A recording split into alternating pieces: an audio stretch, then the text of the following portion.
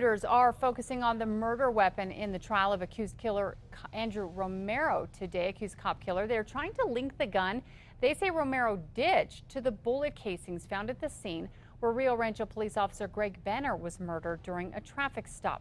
News 13's Marissa Lucero is following that trial. She's live in Los Lunas. Marissa.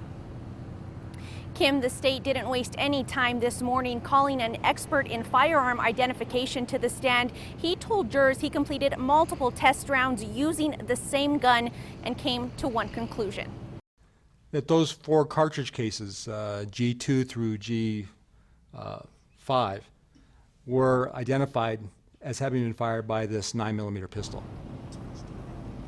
Forensic scientist Steve Guerra with the New Mexico Department of Public Safety says there's a unique characteristic on the Beretta, a dent or defect on the firing pin in the gun that leaves behind a distinct impression on the cartridges every time the gun is fired. The state has already placed Romero's DNA on the gun and on the steering wheel on the Dodge Durango, the SUV Officer Benner pulled over that night.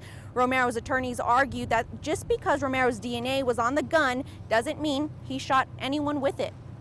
Your example was if somebody had barium or antimonium on their hands, there would be a presumption that they fired the gun, right? That's what you said. Yes. And how is that different from, say, the presumption that just because someone's DNA is on a gun, that they fired the gun? It's not, right?